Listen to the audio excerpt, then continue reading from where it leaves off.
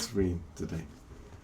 1Thessalonians chapter 1, and it says, Paul, to the church of the Thessalonians, in God the Father and the Lord Jesus Christ, grace and peace, grace to you and peace.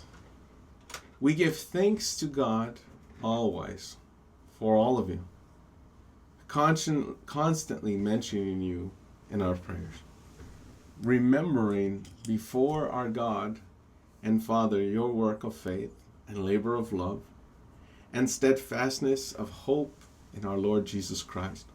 For we know, brothers, loved by God, that He has chosen you, because our gospel came to you not only in word, but also in power, and in the Holy Spirit with full conviction. You know what kind of men we proved to be among you for your sake. And you became imitators of us and of the Lord.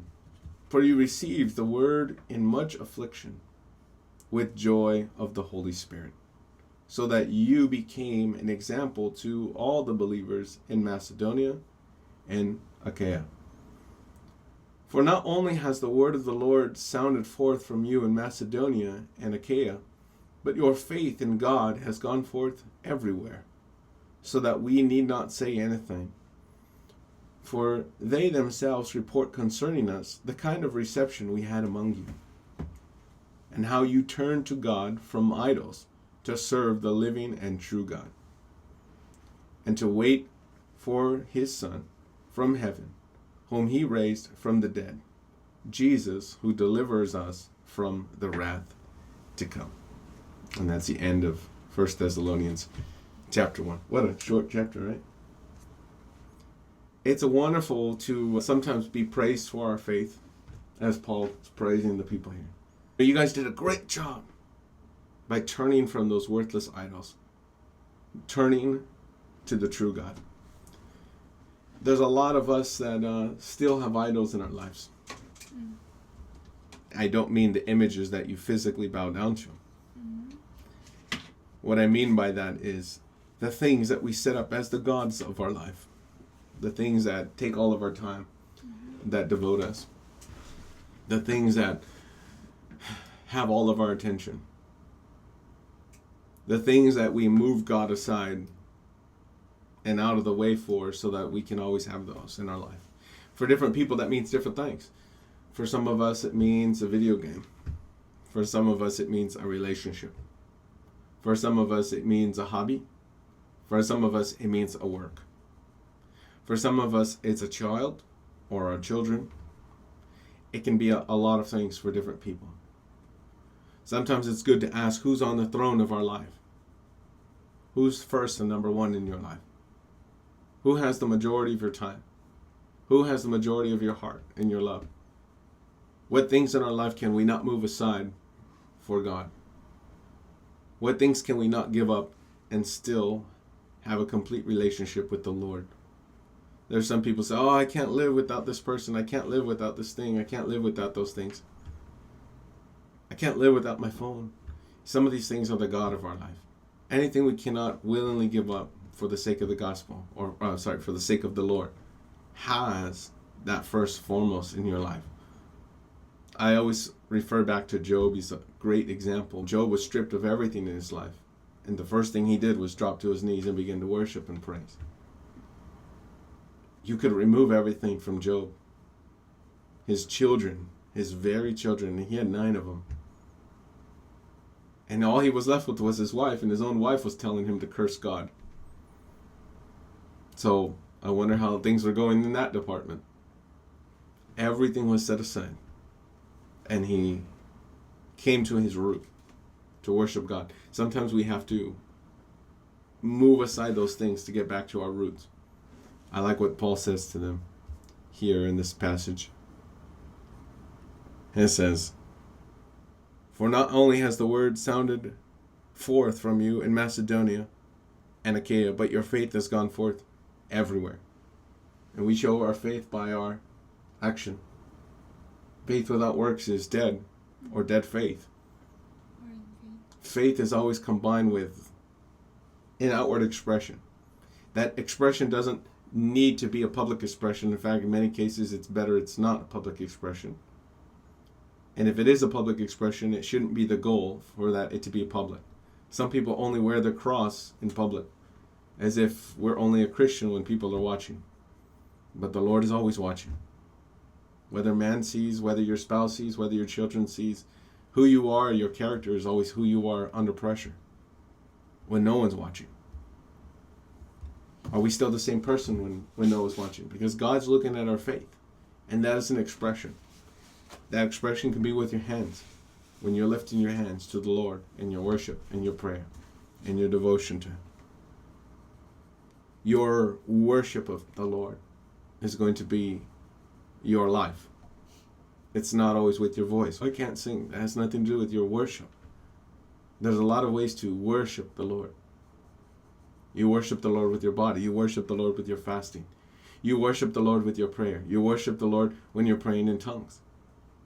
You worship the Lord by serving Him. In some ways, when you're doing the deeds of God, are you healing the sick? Are you praying for your neighbor? Are you giving generously to the Lord, to the brother, generously to the poor, to the destitute? Are you looking after God's people? There's lots of ways we can show love to someone, right? If you loved a woman and you didn't have words because you were mute, does that take away your relationship? No, you just get creative, right? When I was young, draw her a picture, draw her a flower. One of my first crushes I ever loved, what did I do? I had a little bit of money. I worked hard for that money to get that allowance. And what did I do with that money? I went to the store and I bought a pack of Nerds candy. I knew she was coming to the party, and here I am, a little 9-year-old boy, and I was like, maybe I was 10.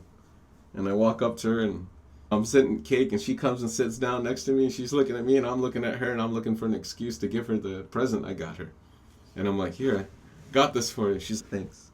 And we both look away, but we're sitting next to each other. Your expression of love doesn't always have to be these profound things. They just have to be genuine from your heart at that moment. Hallelujah. Amen. Father, I pray that you would bless today, Lord, as we go through the Word of God, as we go through charts.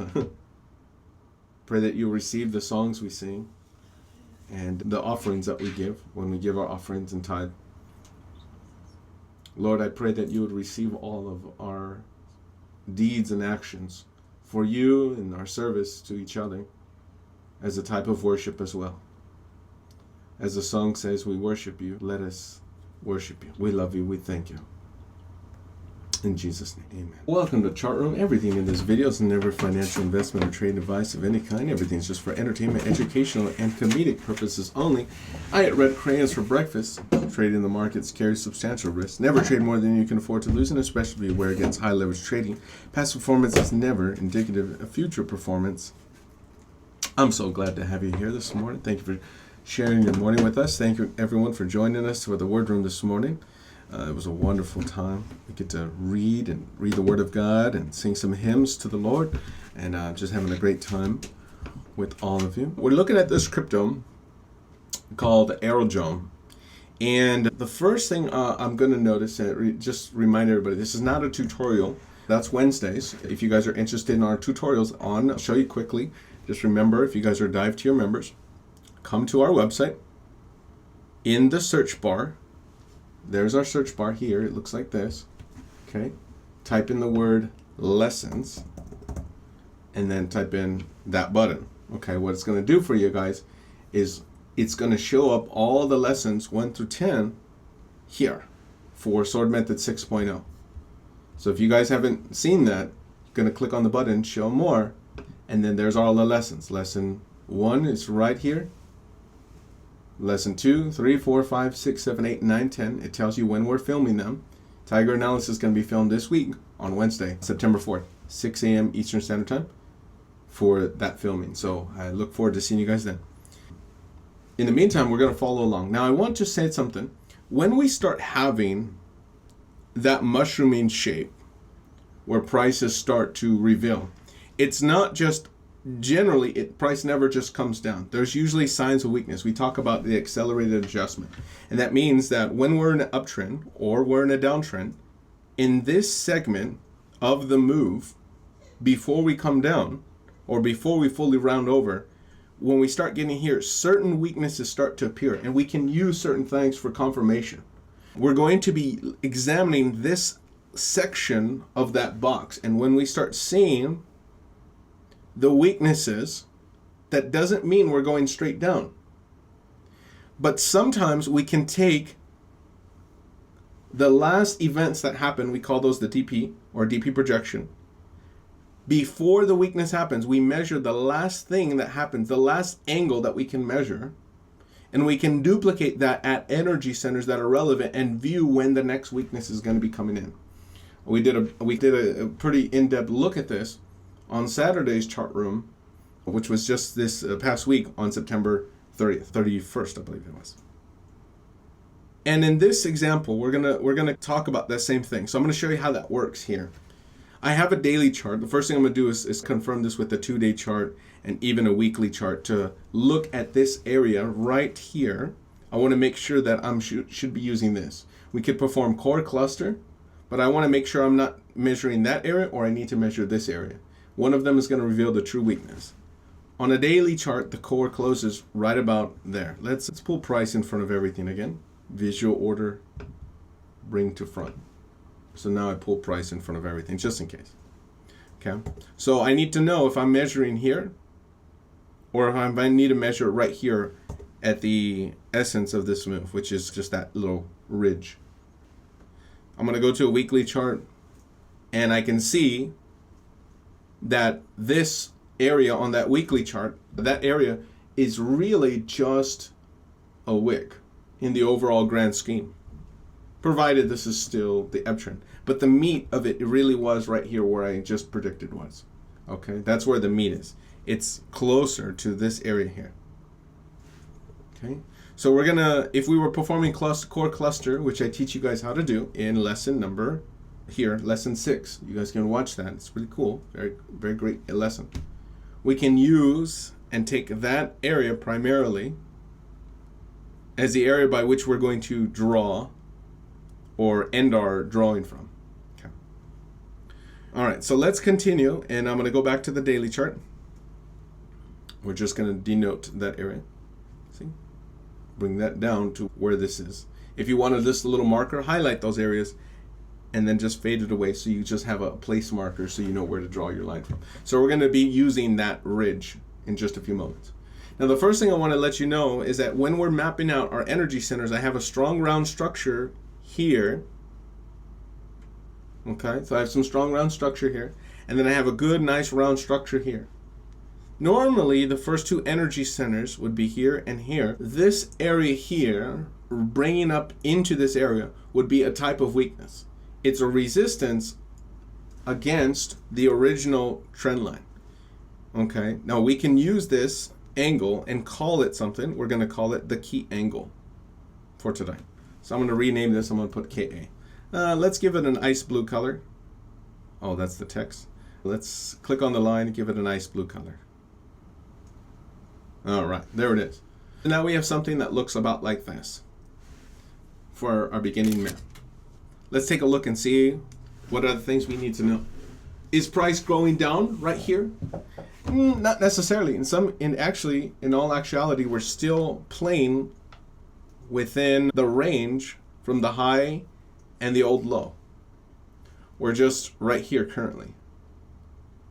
If we wanted to see if any of these zones, we could have zoomed in maybe on a 12-hour chart and done targeting system from here to see about how high we should be looking to go, to see if we're getting new health or resistance. But I'm going to show you one way we can really know if it's time for price to start going down, one way that we can negate all of that. Now, one of the things we're going to be doing is we already have this key angle. Let's label this. Let's make sure you can see the label. Now, I can do the phantom, but it's not going to help me with any further weaknesses, although it could help me give me verification that this is an important event. and that when we are resisting against this area, it's important. But is it the end all, be all, that we're supposed to go down? The way we can calculate that more accurately, by the way, let me just fade that away. That's our phantom. Is we're going to take that next angle. Let me just fade this away first. Okay, there we go. We're going to take that angle that was the one here, and we're going to bring it down to the last energy centers, and this is going to give us a separate angle. Now this angle and this one is not the same. You see that? It's not the same. We're going to take that area here, and we're going to bring it out and stretch it out to the last energy centers. And I'm going to try to collect as much energy as possible right now. But right now it looks like it's going to be something along the lines of core. So these two cores testify to that ridge, or that essence, that area that we found and identified on the weekly chart as being the real essence of the line. Okay? Now, as we have this angle, this is the last event that happened before weakness ensued. This is the last event that happened. What we can do now is we can duplicate that angle as if it was a key angle and bring it down to that lower energy center in between the two. I'm going to take that line, duplicate this line, and it's going to start telling me when further weaknesses and resistances are following. The next area for weakness to appear, therefore, would be here. Okay. So the first weakness was this area. The second weakness is when we start building structure underneath here. Okay. So that's one area here. Now, when we did, look at the rejection. It's very small. And then price comes right back up and challenges the real resistance, which was that major first one. So what we need to do now is we can say price found some resistance here and some weaknesses. Some of the people in this, what that means is that some of the people in this segment were jetting out. They're getting out of the market. They're starting to leave. Okay, we can see them getting out here. Those two areas, or those last two areas, are where we can start seeing them leaving. But is there new money coming in? Now, to confirm this, we're going to need to look at the volume, and we can look and say, we're rising up right now. Is this a fluke, or is this another part of the distribution phase? If so, where is the next weakness to be revealed? When is it time to actually take the short? The first thing I'll show you how to do that in just a moment, but we can see first that there are some market people who are jumping out the ship. This is about where they should be jumping out. Okay. Is it enough to stop the up movement? And how strong is this up movement if there is? Let's take a look. We're going to look at the volume. That's not the volume. Here's the volume. What happened at the bottom area here? Okay. Because we had an up movement, a small rejection, an up movement, another strong rejection, but not enough to keep price down. So is there too much buying and selling? Or is there too many buyers still in the market? Too much supply? Let's take a look. At this rejection and at this rejection, what is happening? Selling from professional money has to happen on the up moves or up bars. And buying by professional money has to, for the most part, happen on down moves and the down bars. So in these sections here, I can tell you something very interesting. The whole thing we just did is to bring attention to these two areas so far. And in those areas, what we saw, let's look at the first one first. This super large candle that closed near the low, followed by a small down move on ultra high volume. That means there was some distribution that happened in that area. Maybe not sustained, no, maybe for a little bit. But it wasn't the professional buying. I'll tell you that. How do we know it's professional buying? Because professional buying happens on the down bars. They don't sell into their own buying, and they don't buy into their own selling. Because if you buy too much in a bulk state, I should say, if you buy too much in a bulk state, you'll raise the price yourself, your own transaction. It's like you're in an auction house and you're the only person bidding, and you auction and you say 100, 200, 300 because you have so many orders, you'll raise the price yourself. So what happens is that generally has to be done on the down moves to buy into the panic when everybody's selling, and to sell into the elation when the retail markets are still buying. So while the retail's going off, they're jumping off some of their holdings. So that could be a clue of some heavy weaknesses. All right, so we covered that area. Let's look at the last areas, and I have a few more things to show you before we continue to finish building up this map. But I want to share you some concepts and principles so you guys can understand. Let's look at this area here. What was the volume doing during that day? Let's go to a smaller time frame because there's only a little bit of data for this chart anyways. For time's sake, let's go to a 6-hour chart. All right. On the up bars and up moves, where we seen super high, ultra high volume, only a little bit. Here, just one bar was actually not even that bar. It's just right before, yeah. Only one bar was having a little bit of high volume, but it wasn't ultra high volume, such as like these or these. Okay.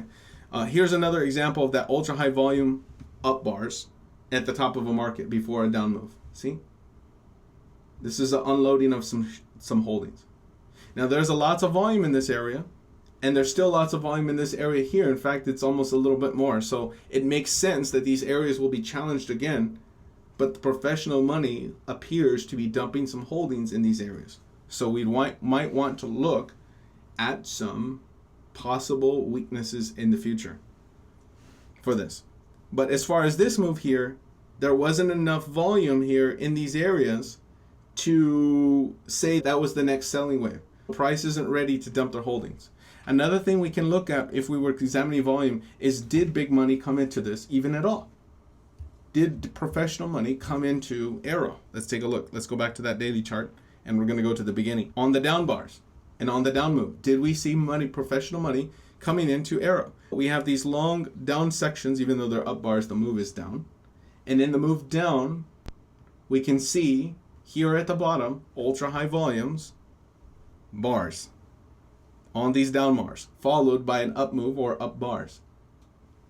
That's a sign that there was buying. Was there another section like that? Well, it would have been in this section here if there was, right there, in that section right there. Did we see an increase as we went down, an increase in the volume? Yes, we did. Okay. Oh, wait, hold on. Hold the phone. I'm wondering why the colors are off. Teaching's correct. Colors are off.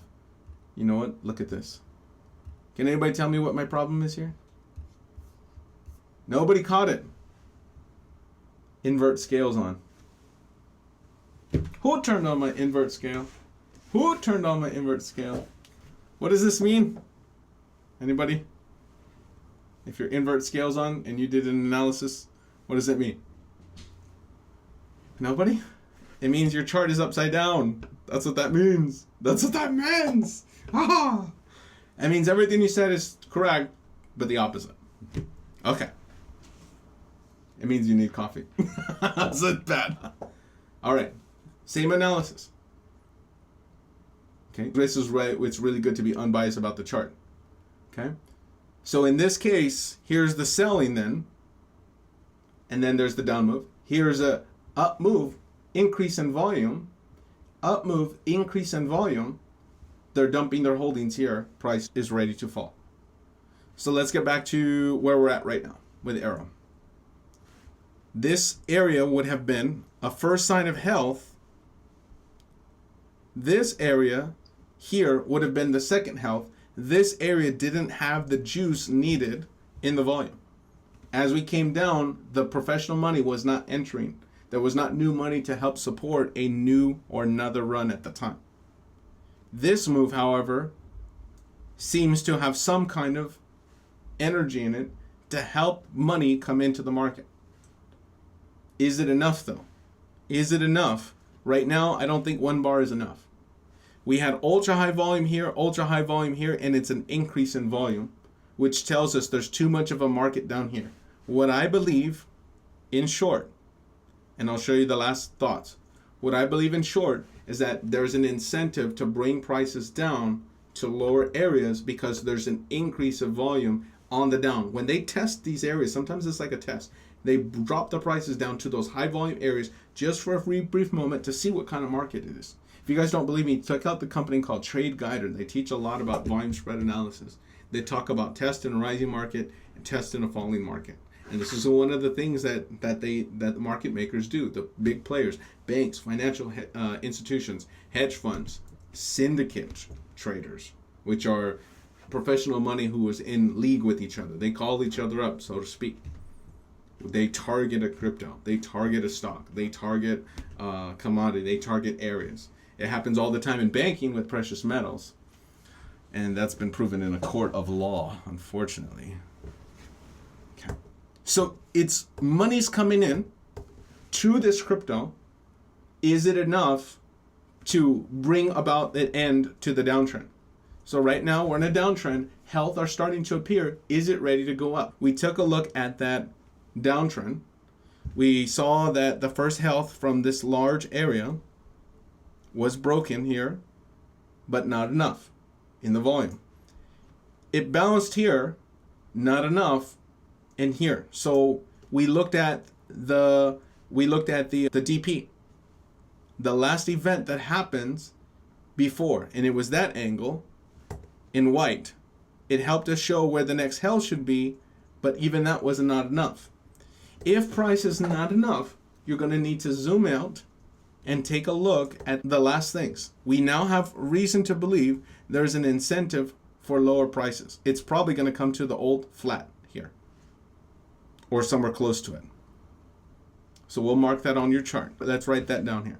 0.57. Because of the volume, the flat gives us evidence that it may come to 43 cents. And then finally, 43 to 39 area. If price is going to rise, what needs to happen for that to happen? We have two options. One of those is to draw another acceleration. I'm going to thin this out. And that's to relook at the energy. So we first solve this one. Which one are we missing on this chart? Does anybody know which area I'm missing now? I drew this one as an energy center. This one has an energy center. This one down here, it's just a little peak, but it is an energy center. We have the round structure here. That was an energy center on bottom. Is there any other energy centers that are missing? Let's build them together. Let's build these maps together. And then we'll summarize it. We build the map first, read the story, let the chart tell us. What other energy center am I missing? Looking back at the chart again. Did you flip it? Is it upside down? It's correct now. I had it upside down earlier. Now it's correct. Okay. Yes. What's the other energy centers? We get this from lesson number 1. If you guys took lesson number 1, you're going to learn how to do energy centers. See? Energy centers right there. Click that video. If you're familiar with energy centers, circle that area, draw, there it is. Did you guys see what she drew? For everybody here, if you guys are new, she drew the energy center here.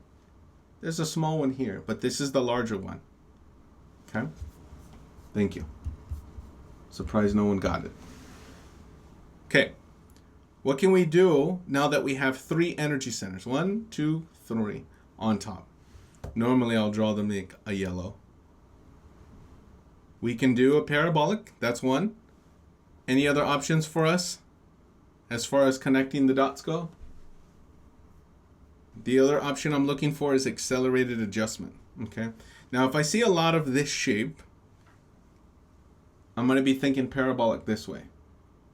In this example, I see a lot of this shape. This one may be a little bit, but I don't see any strong response here. This one may be a little bit, but I don't see a strong, maybe a little bit response here. So that might be the first sign that we may need to start thinking that overall shape. Now let's draw that out and connect all 3 of those areas. And I'll tell you what it means. 1, 2, 3. Let's connect those areas. Let's stretch it out about right there.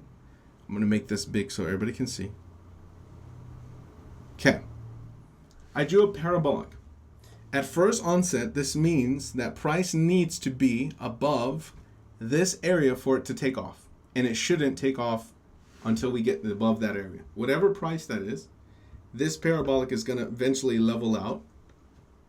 And I'm going to borrow this one. And it's going to look like that. The price is going to be $1 to 92 cents area, approximately. I need to be above here for price to take off. On the onset, that's what it looks like. To see if this is correct, generally I can phantom out my parabolic, which means to take that original parabolic as if it was the key and bring it straight down to collect all the other energy centers. If I do, and I see evidence, that lets me know that I'm doing it correct.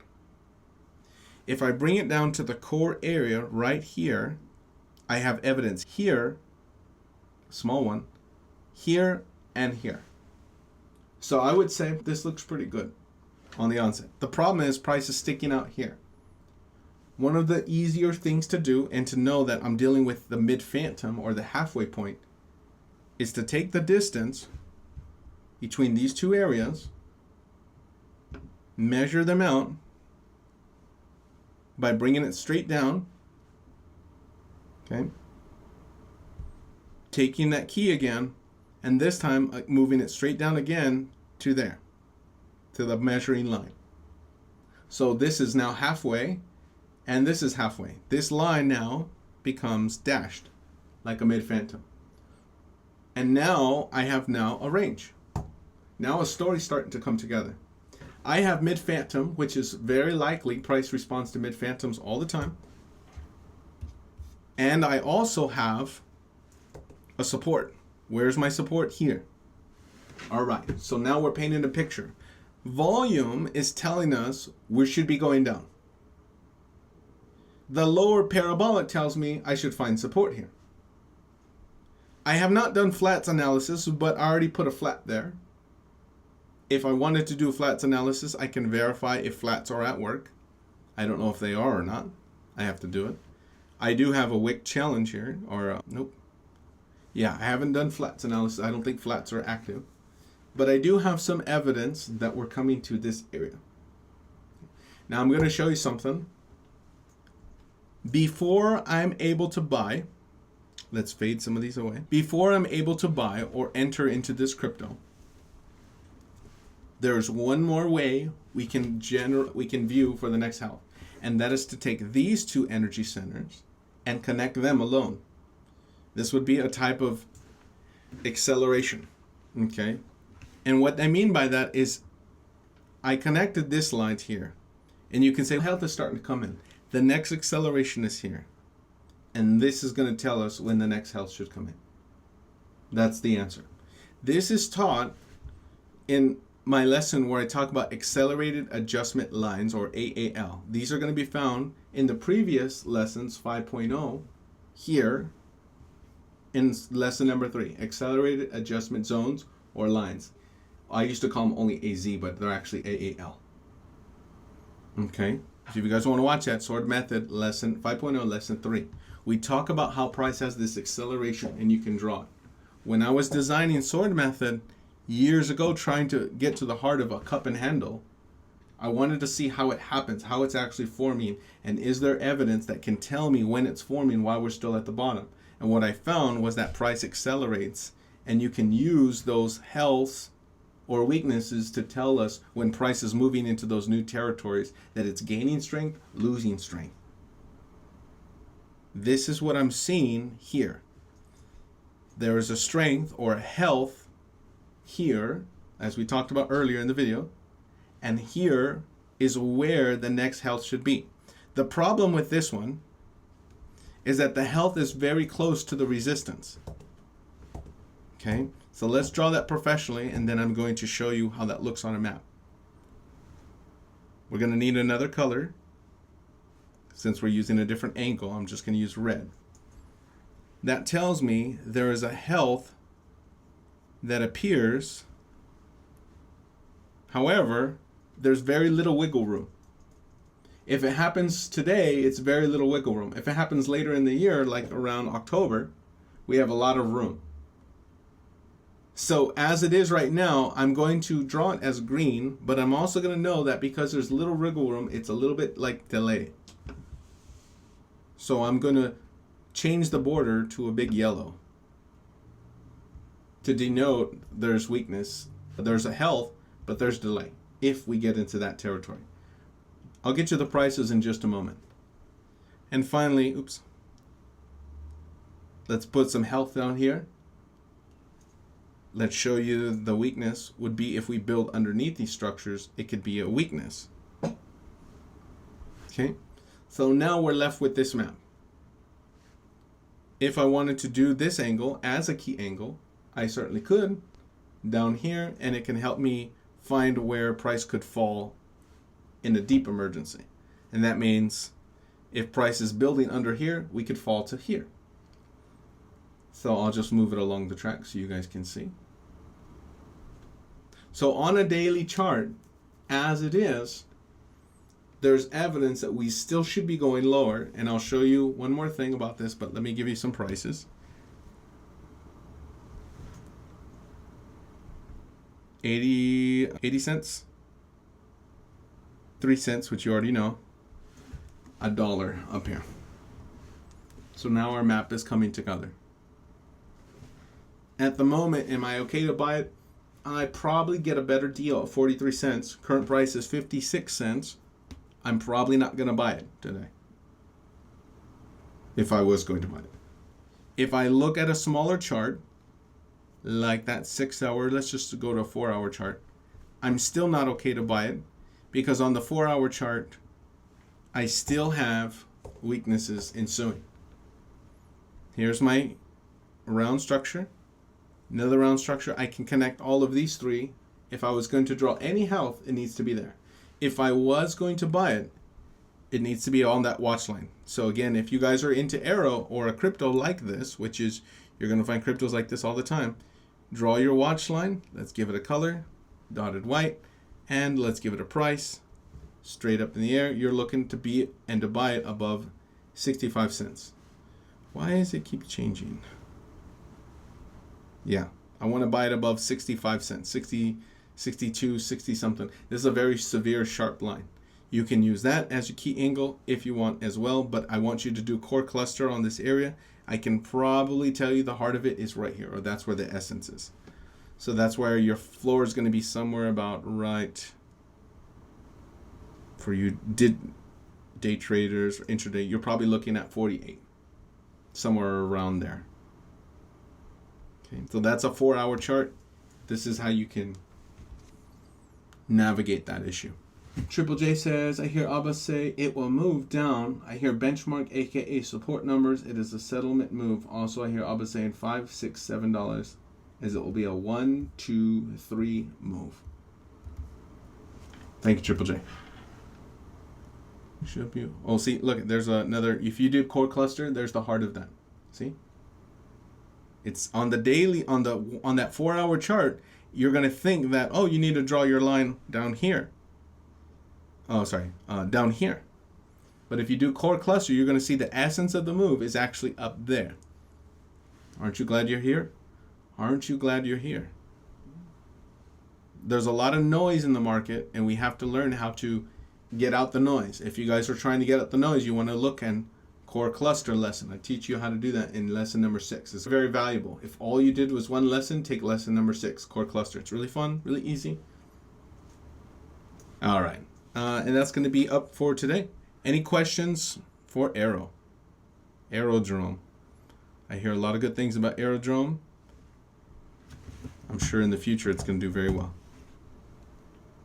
Going once. Triple just, it will move to $1. Good. I worship you. I worship you. I worship you. I worship you.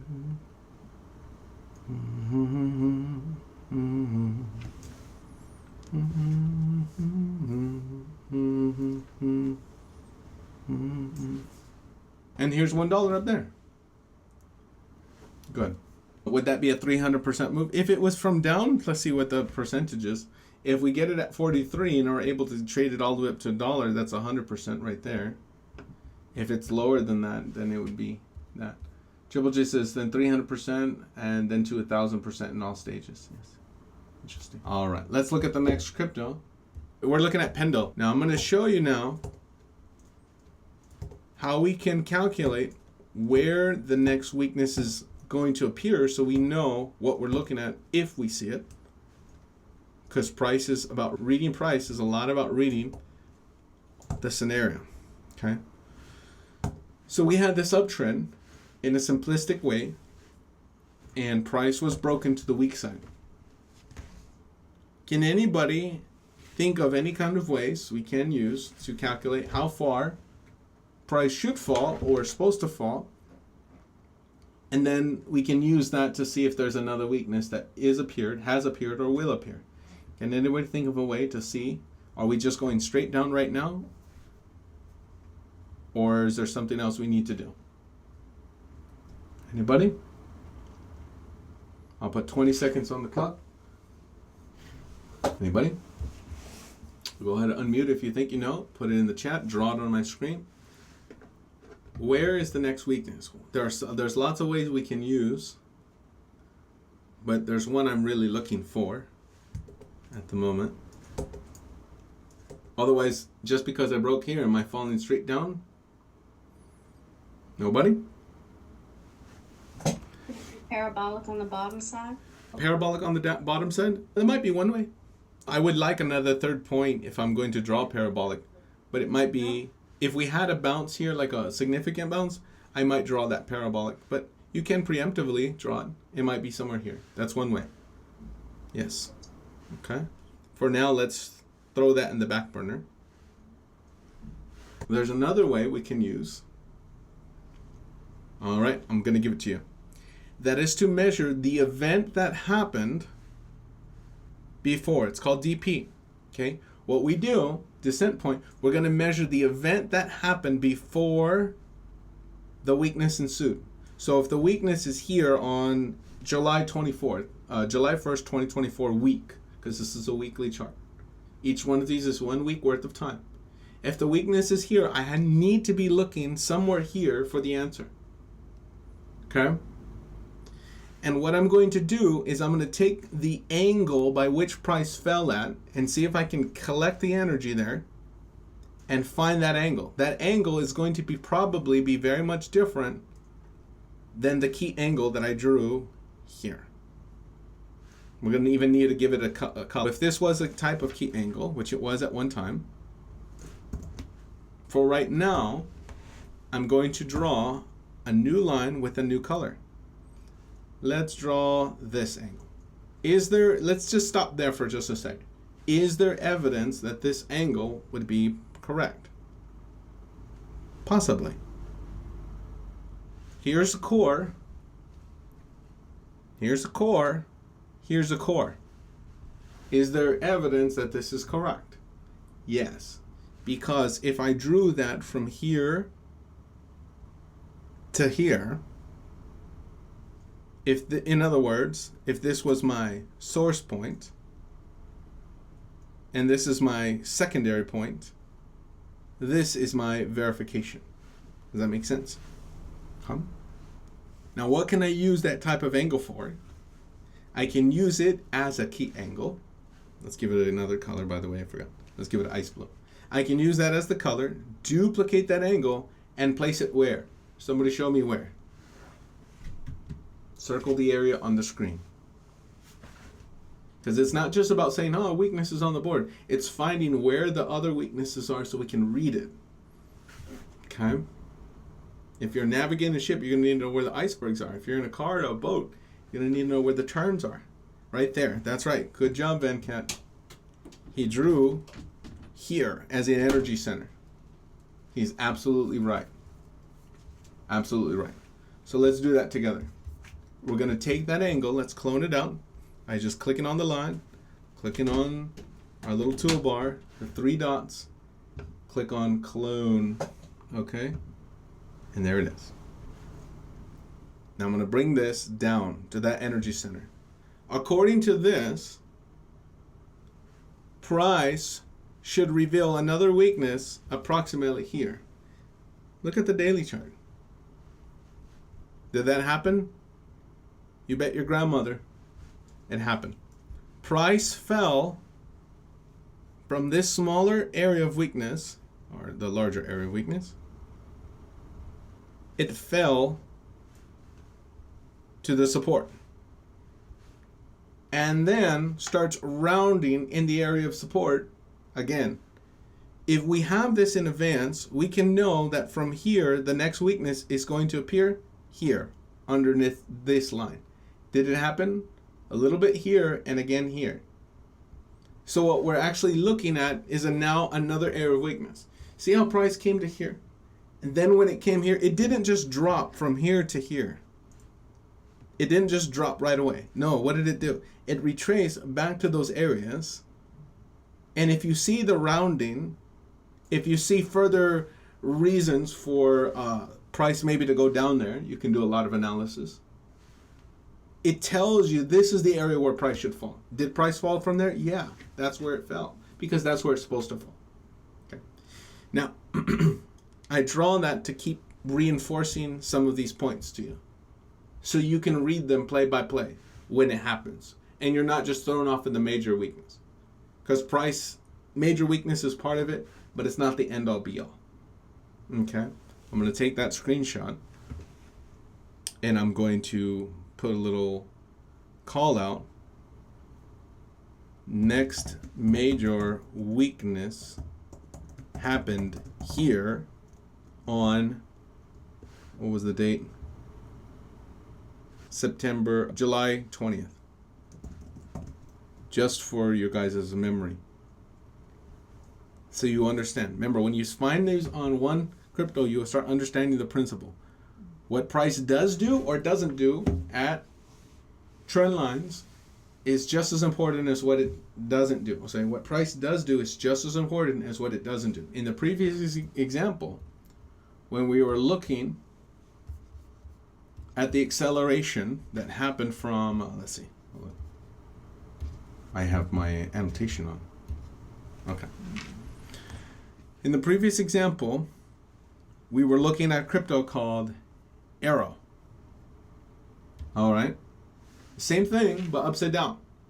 Health started appearing, but it wasn't strong enough. So was it the end all be all from these 2 points? No, it wasn't. It was not the end all be all. It was not the end of the downtrend. But it's the start and revelation. Then we had to draw that next acceleration here at 80 cents. We know how that can work. We also, when we were doing another example, just measuring these points, we measured that the angle from here to here was different than the angle from here to here slightly, but it also helped us reveal that third point here.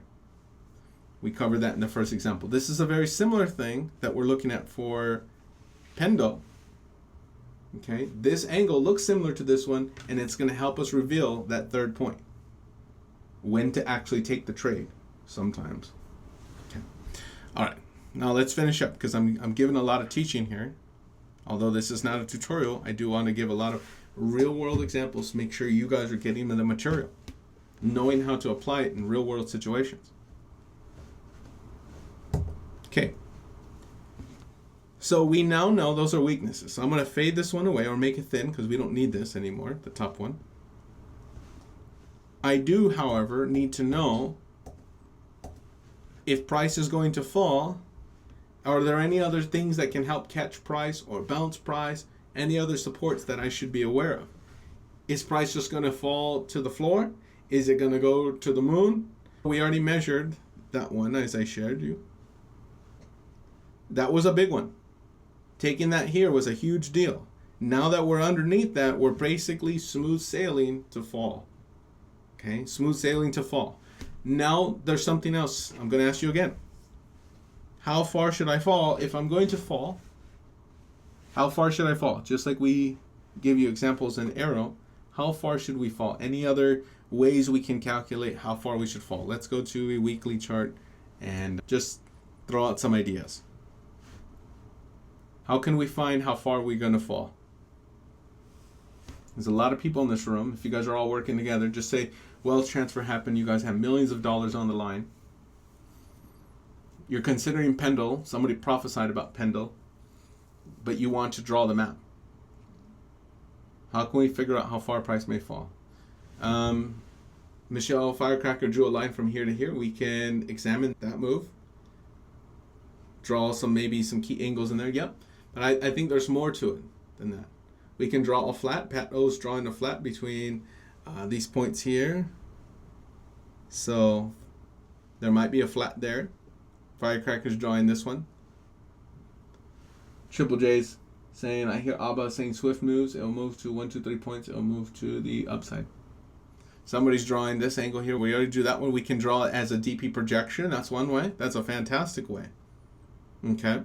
I'm going to start with, there's one other option I have for us. Can somebody tell me the other option we have? I like the DP projection. We could always measure that down move there. That's okay. But there's something else. Anybody remember them? We have an easy way to actually calculate approximately how far price should fall with a very high degree of accuracy. That's even easier than all of those ways we just talked about. Anybody remember what we call it in sword method? VA, the Veterans Association? I don't think so. Visume? I don't know what that word is. Volume analysis. Oh, volume? Yeah, we can look at volume. We can see, hey, is there really major dumping going on here? So that's great. So we got 3 so far that I really like. I like the flats. I like the DP projection. We can look at volume. There's one more. Come on, guys. Who knows it? It's the easiest of them all. It has to do with volume. It starts with a T. I make sure you guys have your thinking caps, right? As the teachers used to say. Put on your thinking caps. I'm not going to do it for you. Come on. Here it is. Sword method 5.0. Should be in 5.0. Did we? Yeah. 5.0 up at the bottom. See, underneath that long line. Sword method 5.0. We haven't filmed it in 6.0 just yet, but it's called target training or target system, which is fixed range volume profile. Lesson number 8. Show you how to do it. Okay, target system. Lesson number 8. Did anybody think of target system? It's really easy. We're going to take the low, measure it with the high, and we're going to put on the volume profile. We're going to look for the targets. If we don't get an answer from here, we're going to shorten the distance to here and measure this area. Let's do it together. I have it saved to my favorites. Fixed range volume profile. The low, the high, no big answer. Yes, I got one right here. It's here. We're going to be taking this area, and if you want to know why, watch the target system video. Where's my rectangle? Ah, right here. And then for swing target, we're going to be taking halfway between the highest and the lowest, and it's going to be about the same area. So I'm just going to leave it as this area. This is going to be a telling area for us. So now what I'm going to do is I'm going to delete this. I'm going to stretch out that area, and it should tell me approximately how far we should be falling. Oh, would you look at that? Wow, Jason, that's pretty good. That's pretty exciting. Thanks for showing me, Jason. You're welcome. You're welcome, Jason. I'm so glad to teach you that. I'm glad that you see that. I hope you understand that. I don't see a parabolic on the bottom, but you can. Hints of that you're going to have a parabolic are that curve. Let me see. If this is a big enough or significant enough bounce, I would see that little move in proportionate to this move is nothing, or proportionate to this move is nothing. Does that make sense? This is a move. That's a move. This is incidental. It could be something, but it could be nothing. So with parabolics, we like third points. But if you think you know the flow in advance, go ahead and do it. Do you know what I mean? So you're using those points, you're moving those points correctly, but we want to have a third point. It could be there, it could be there. You probably got it, but I don't have enough evidence for it right now. But I'm the type that would like to draw that. Okay. All right, so now let's talk about that target. We know here we're expecting prices to come to that area. If we were on the daily chart, I didn't just make up that number, right? I didn't pull that number out of thin air, and I didn't pull it up after the fact, did I? No, we only measured from the tops right here to here. What day is that? May 24th. When did price hit this bottom? August 7th. Okay, so what I'm telling you is you can use these in advance. If I know there's weakness on the board here, I might have my targets up here. And if my targets are hit, then I may want to consider jumping out, taking profit, or waiting for the next entry. Okay? Does that make sense to you guys? Show you how to do that? In this case, I would have loved if the target was a lot lower, because then we could short and make a lot of money. But if it's just a small, hey, take what's on the board. All right? If that's what the trade is. Okay, now I'm going to show you something. We're going to do that DP projection. Okay? We took this as the key angle of the last event, so we're going to take the distance between here and here. As a measuring tool, I'm going to measure the distance between that last key angle, this one, the one on top, and the phantom, which is this one on bottom. We're going to duplicate the distance out, make sure the distance is correct, by just bringing it straight down to there, underneath the underside of the line. And now we should be able to, if we're going to go down, is a very high likelihood we're going to hit that same exact angle in the distance. Let's clone out the line. And here it is. If price is going to find support, today the support is along the price of $2.02. I don't know why it makes me keep changing this lately. That never used to happen before. I'm going to save this, save as normal. And I'm going to save it as, yeah. I might be looking for price to hit that again. Is there any evidence that price may also hit this again? We hit target, but only as a wick, right? We didn't hit it like a soft landing, like round structure or anything like that. In fact, all it was a peak.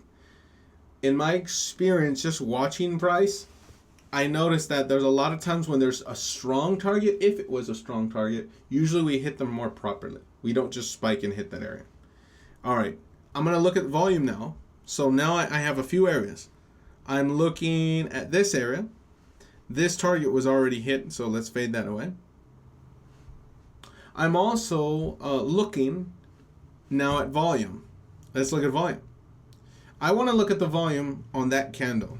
I want to see, was there lots of buying on the down move, and was there ultra high volume on that bar especially? Okay. Is it enough juice to propel price up into the sky? Is it? Let's take a look. I also want to look at the volume back in this area too, on these three areas. So let's look at those. I'll come back to that. Was there a massive distribution and sell-off that happened at the end of this run? And as I go to a higher time frame, we've been in an uptrend for quite a while. Okay. Was there a massive sell-off here in the volume? You tell me. Who thinks yes? Who thinks no? Anybody? Vote yes, no. Vote in the chat for your favorite singer. Text 555 volume. Operators are standing by. Okay. Yes, no. Let me zoom out. Maybe this is going to change your view. Anybody want to take a stab at it? Who thinks yes? Who thinks no? And why or why not? Let's hear that. I got some no's. Let's see. I don't see any. Why are you guys not participating? Nobody's in the chat. All right. We'll pull up this one. I got some Y's. Massive sell-off here at the top. Did the big boys exit? How should we be approaching this question? Someone put a Y on one side and a no on the other side. How should we be approaching this question? There's a better question that we should be asking ourselves. I wonder if anybody knows the better question we should be asking ourselves. Because I asked you a question, and I would like somebody to counter with the correct question rather than just the answer. We were talking about... slow, Jay, compared to the past. There it is. Darn it. Did you guys see what she said? She's asking the right question. Her question is, where should I compare this volume to? I started off with a small question. I said, hey, was there a sell-off going on here? Was there buying here? And then I said, let's compare it to this. And then I zoomed out immediately after saying the truth. She said an answer to a question I didn't ask. She said, the volume's low compared to this. But I asked her, hey, is this volume low or high? She's saying, I'm trying to compare it to something. That's right. We need to have a baseline for what volumes is the proper question. Now, one of the ways we can do that is that little line that shows up here. It's called, in your settings on volume, it's called the moving average. Okay, it's a default on there. Just click that line. If you don't see it, click it on there. By the way, take a screenshot if you want. Those are my settings for volume. That's how I like to do volume. Here's the other that I look for volume, the MAS20. It's default. I just leave it alone. I make the blocks that column, okay? But that's my inputs, okay? Now, what we need to do is need to ask ourselves another question, since we're comparing it him to here. I said, and this is your critical thinking, I said, did the big boys enter? Did the big boys exit? You might want to ask yourself, did the big boys enter at all? Is there evidence that we can see that the big boys entered at all? Because then we can get a baseline. Yes. Correct? All right. My question, after sitting in our class session, the last crypto we looked at was Pendle, right? And I showed you on Pendle how to read. Was it Pendle? Yeah. I showed you how to read. Not Pendle. We are on Pendle right now. It was AERO. And I show you how to read some of that volume in those areas. Now I'm going to show you again. In Pendle, the big moves from the professional buyers have to happen on the down bars or down moves. That's when their buying comes in. They have to buy into everybody's panicking. The stock market crash of 1930s, 1931. What were the big players doing during the stock market crash? Does anybody remember? A little sidetrack. Life lesson, super powerful for you guys. Anybody? Who remembers what happened during the stock market crash? What was happening? I think Superfood might know the answer. The question is, during the stock market crash of the 1930s, I think it was 1931, I think it was.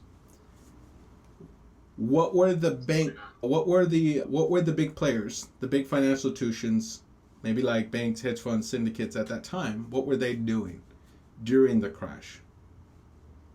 And the crash lasted quite a while. There was something that they were really doing. Anybody remember some of the things they might have been doing?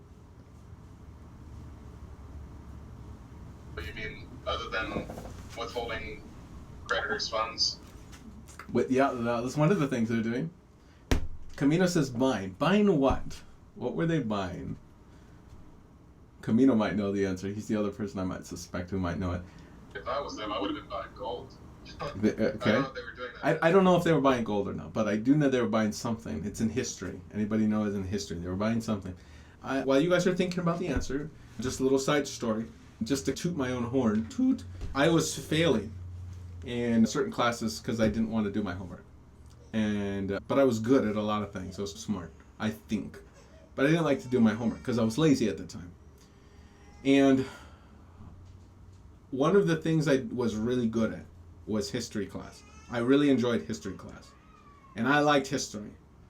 And in history, I had great grades.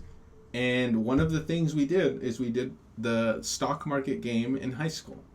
And we had a class of about 200 in my senior class. And I beat out all 200 people for the top prize. There was only one prize that was given away for the stock market competition, and I won it. And it was to bump your grade by one level. You don't have to do any more homework, and you get 50 extra credit points. And I was like, yes. What an incentive. Yeah, what an incentive. So I beat out all 200 people in my senior class for the stock market game, buying and selling. But part of me knew, because of history, what was going to happen. So I needed to watch and read the signs for the weaknesses. And that was something I did. Mr. Mall raises hand. Pat O says blues chips. Venkat says food, random guess. Mr. Mall, this is, during the crash. And they were actually unloading, by the way. Unloading their... Selling. Yeah, they were selling some. They were selling a lot of stocks. Mr. Mall? Okay, so I got a question before I answer the question. Yes. So at this time, was the FDIC around? I don't know. There was a lot of laws that were enacted after those days. After the roaring 20s. My gut told me maybe they were trying, like, if the FDIC was around, I would have assumed that they were trying to get rid of the smaller banks, like the smaller regional banks. But I don't know if that happened just yet. Why that face? Because you won the prize. You won the prize. Mr. Mall got it correct. You know what they were buying? I won? Yeah, you won. You get the 50 extra credit points. Ooh, XRP. Yes, I know, right? Mr. Mall guessed it correctly. The major players were buying up the banks. Now, if you go down the street, we all see something. We see that there are only a handful of banks. Primarily, JP Morgan Chase, Bank of America, Citigroup. There's only a handful of regular banks. There's a lot of smaller credit unions. But did you know that back in the day, some of these other banks were just like you and me? Or they were just like the other banks down the street. Heavy competition for banking. Another thing that was happening, there was lots of currency. A lot of people don't know this because we all have $1. But back then, there was a lot of bank notes that were released by these smaller banks. And they were like currency for those banks. You could spend them, and they were good because they were backed by this bank, by that bank, by this bank, and they all came in different. It wasn't just one uniform currency. There was lots of different bank notes that you could use back then. When the banks failed, those paper values were currency, and we started centralizing until we have the system that we have today. Central banks. The banks needed to get in power. What they needed to do is wait for the panic, the weaknesses of the other banks. And those banks who were small, in some ways, are partly to blame because they were overextended. They were buying when they should have been selling, and they were selling when they should have been buying. And when they were buying on credit, they were giving to their customers to invest in the stock market. People thought the stock markets could only go one direction, and they were sadly mistaken. Okay? Just like this, that happens every 20 years. The 10-20 cycle. Actually, it's every 30 years. There's a market boom for 20 years, 10 years for being in a downtrend or a down move. And that goes in housing markets and the likes. Now, the reason I'm bringing this up is so you know how banks think. Okay? I'll say that again. The reason you know that is so you can know how banks think and apply that common kind of thinking to the markets. Because sometimes sometimes their activities are going to be very well shown in the market, as I'm about to show you. And other times you just need to know when they're planning or what they're doing. Because if you see them doing something and the markets are going in the direction, but you see the banks doing something else, you need to listen to the banks. The banks are almost always right, except for what God will do regarding hacks, glitches, exposure, things like that. But for the last hundreds of years, the big players are always right. Not Jae Sung, The banks. I don't got that kind of money at the moment to move that kind of wealth. But the hedge funds, financial institutions, the ones who are playing with your retirement funds, they're in crypto. They're in all Forex. They're in stocks. They're in it all.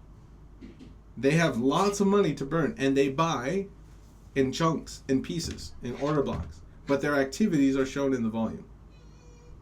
Let's take an example. Here's Pendle. Here's the move down. It launches. It starts coming down. It finds the support here. Why did it find that support? If we look at the activity, we can see professional money started coming in to Pendle here. Here's the average volume. Here's the above average volume. Here's the ultra high volume. It's happening on the down move, or well, as we know, the down bars. The reason we say down bar is because if I turn this to a monthly chart, it's only one bar, 1 or 2 bars. That's why I say the down move or the down bar. I simplify it. When I was taught this, yes? Sorry. What's the price on that now? I don't know. We'll get to that in just a few moments, but it's $3.15. Okay, $3.15. Okay. Now, when we're talking about this, it's not just a down bar, but it's rather a down move. And I just want to let you know, when I was first learning this, they were teaching it on these candles. And I don't like this. The trade guider uses these candles when they teach this kind of stuff. I don't like it. The candles, they look like this. I'm just going to show you. These bars. Very difficult to read. I simplify them. I like candlesticks. I even like the volume down bars. Volume candles. All right, let's continue. Now,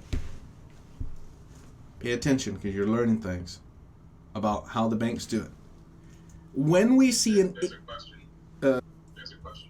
why were they buying the banks? Power, Pat. Power. You can buy these banks that are insolvent for pennies on the dollar, take over their accounts, and now those are your clients, and you have more funds. If they owe that bank, for example, that bank sold real estate to people. So those people are paying mortgages, so they pay the bank monthly, and the banks make money with interest and loans.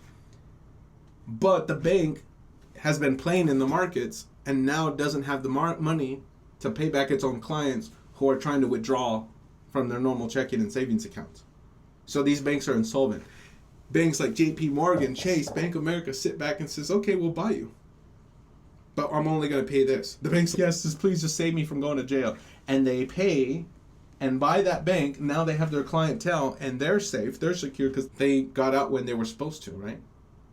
But these other banks were tricked or overextended, and a lot of reasons. And now they don't survive the crash. It's a very much similar to the movie It's a Wonderful Life. It's almost just like that. But that's an example of just one smaller bank, and they lost the money. Some people, they lost it he just misplaced it. But there was a lot of banks that lost money in the markets. Okay. All right. Power, control, centralized banking. Yes. Now, if the professionals are coming in, buying here, it's not enough to make the markets go straight up.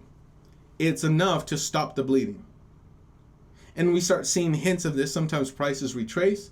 Sometimes they find a bounce. Sometimes they start forming round action. Sometimes they find multiple bottoms.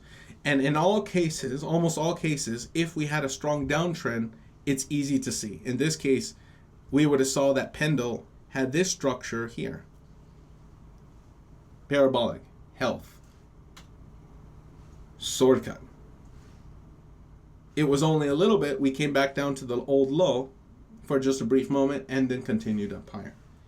But what was also happening was more than just this buying that was happening on the down move. They were buying up the supply. They were buying up all the banks, so to speak, until they didn't have any more power. Here's another example of the down move. As we came back to these areas, here and here on these down moves, they all were in this section, right? This is where they're buying up the supply. Little people were willing to part with their Pendle here. but a lot of them were willing to part with their pendle in this area.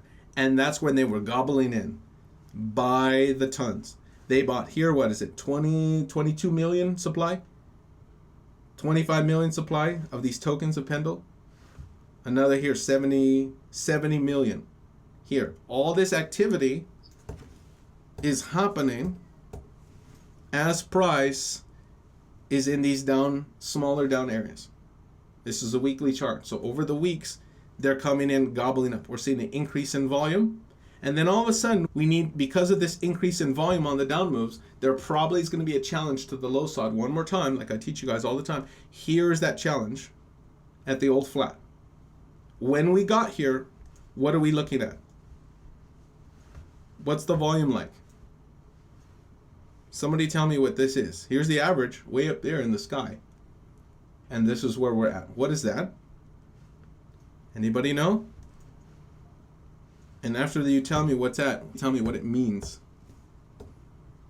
That large down bar, super large down move, but look at the volume. What was the label? What is the name of that type of volume? Pat wrote it. No. No demand. It's called no demand. And what does it mean? Anybody remember what it means? This is important for your education because you're going to need to think like a banker, especially after wealth transfer, and you're going to need to know when it's happening to you so you don't do it. Because it can happen upside down and it can happen on the bottom side. This is an example of a buying no demand situation. One moment they're trading in the millions, and the next they can't even break 3.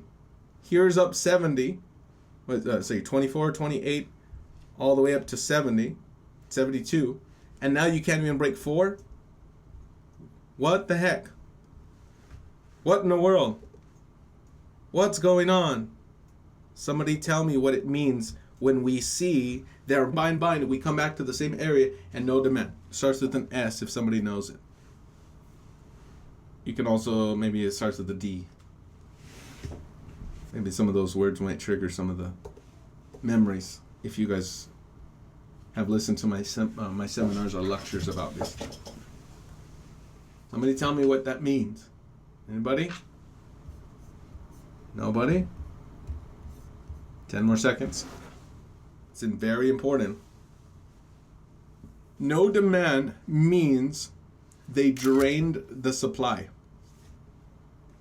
There's no one left. There's no more banks left.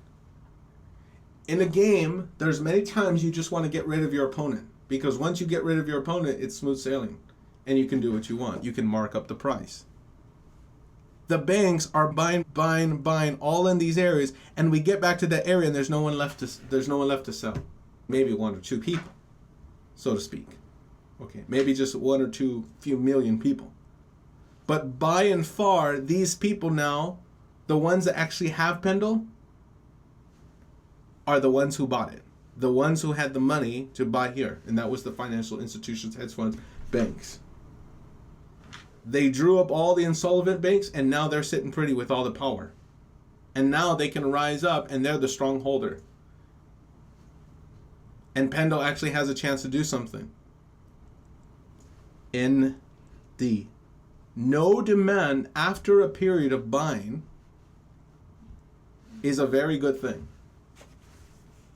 Did you see what I just said? No demand after a period of buying is a very strong thing. Okay? Because all of these people are like, oh, I just want to get out. It's falling, it's falling. They're only looking at the price, and the banks are thinking, yes, this is the one we targeted. It's a good deal for us. So they choose to get it. And once they have it, then they mark it up for quite a while. And they make a lot of money. What percentage did they make? They made a lot. Let's see how much they made. They made 9,000%. 9,000% so far. Now, I have a question for you. This was an example of them getting in.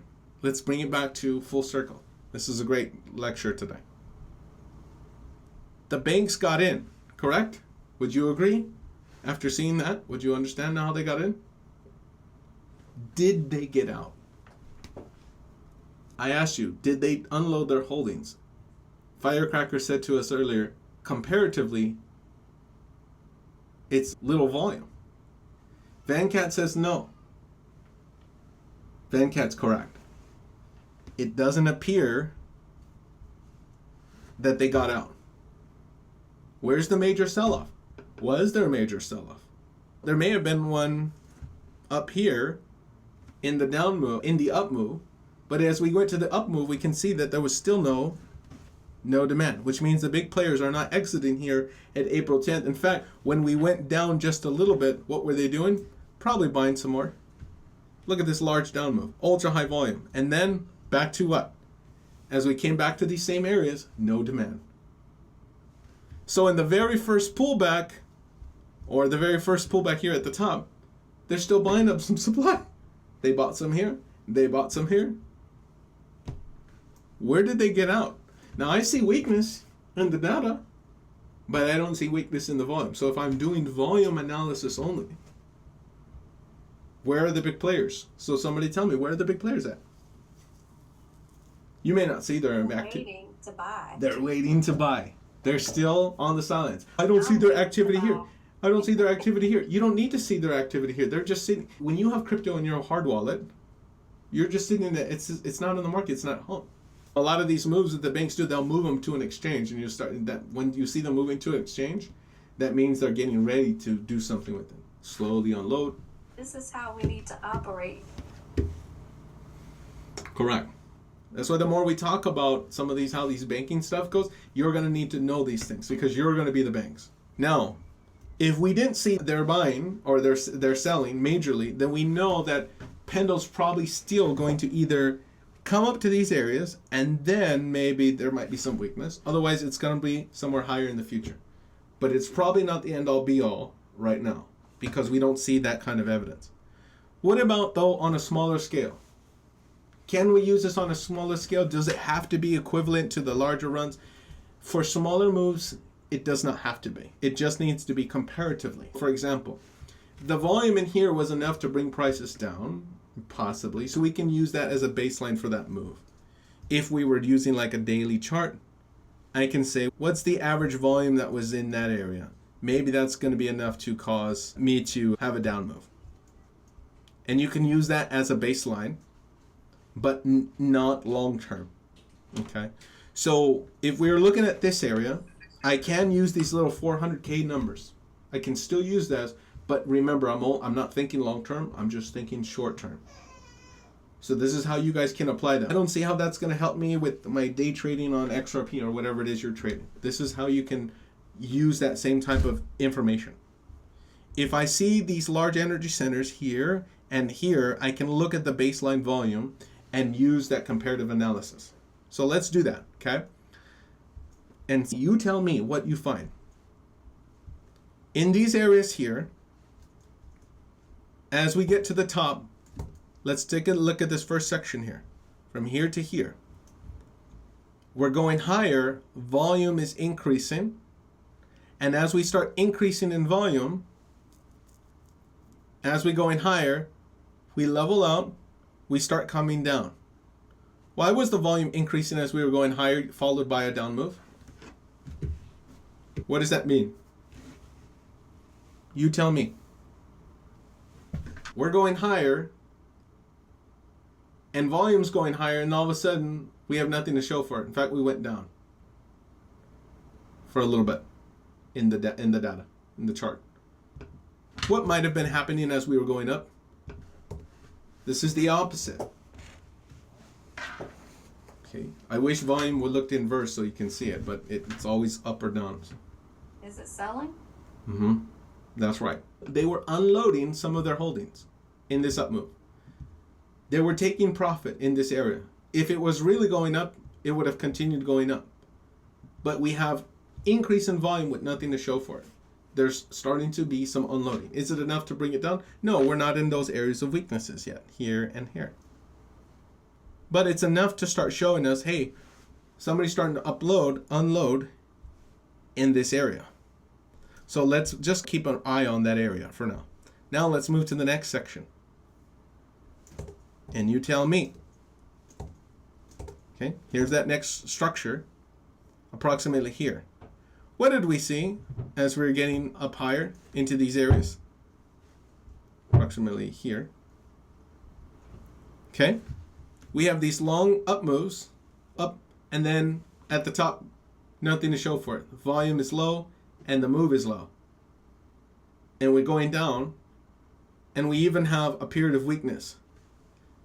As we increased in that volume on the way up here, as we increase in the volume on the way up here, what is happening here? The same, right? Selling? The same. They're unloading some of their holdings. Is there any evidence for it? In the past, yes, it was the exact same areas. They do it really subtle, right? But over time, you can start putting a picture together of what they're starting to do. So what are they starting to do? They're starting to possibly unload their holdings. Now, I would like to confirm it in the data by seeing weakness. So I'll wait. But that's me. I have weakness in the data volume, weakness in the volume here, unloading. Not the same type of unloading as what happened way in the past, or the same type of level that happened in the past, but for some of them, which means this might be a time where we might be expecting a season of down prices. Now, is there any more evidence that there may be some more selling that happens? Let's take a look at this area here. Remember, we identified through Chartroom how we can find this area. We did that together as a class. But what did we also see in the volume? Look at this move here. I see on the this down bar, an ultra high volume bar. As we're coming down, followed by some up moves. Maybe there's some buying that still happens, and we have a small up move.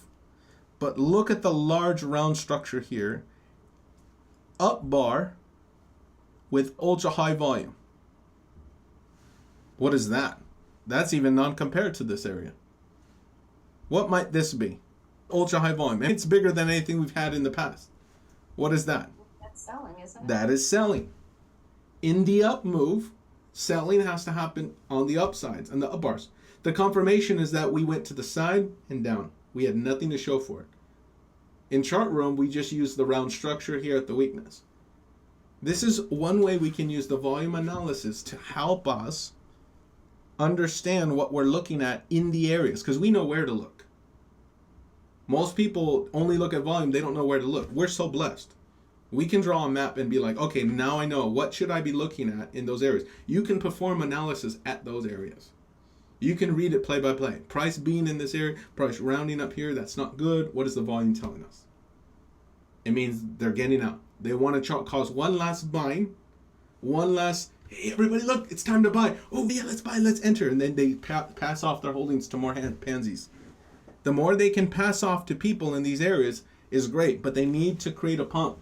They need to make it look like it's a big celebration, but they're just clearing inventory. Make sense? All right. Now, finally, we're almost at today. We have this large down move all the way here. What do we see in the volume? Somebody tell me. We come down here, ultra high volume down bar, down move, with a close that's near the middle. See that down bar? All the way down here, yet we close near the middle, followed by an up bar and an up move. Ultra high volume, pair. Okay, this is paired together. What does this tell us? Is that buying? Yes, it tells us there's some money coming in. Now again, none of this is comparable to the real big money, of course. But for the small moves, for you guys who are navigating some of these small moves, this is one way you can start reading some of this data. Okay, does that make sense? So we can see that price probably is going to move up here. And for Chartroom, we knew that because that it was targeting system. And we knew that we were also close to the DP projection. There starts to be an area of buyers and sellers who come into those areas. That might be somewhere, that might be something we can look at. Now, I'm letting you guys know. That is a demonstration of how to read volume and do the analysis in these areas. If price really is going up, what do I need to trade it? Somebody tell me, how do I need to trade it if price is really going to go up, or if price is going to come back down, which I think it probably is. What do we need to do to confirm if we're able to trade Pendle on the upside? Anything? How could we trade it? Is that small volume enough to buy it and enough juice to continue going up? What probably needs to happen? There's a few things we can do. Remember, it's not, you may be saying, I don't care about Pendle. You need to. Not for Pendle's sake, but because the same things that happen today in this seminar are happening everywhere in Chartroom. Pat got it. He drew one. Somebody else got one in yellow.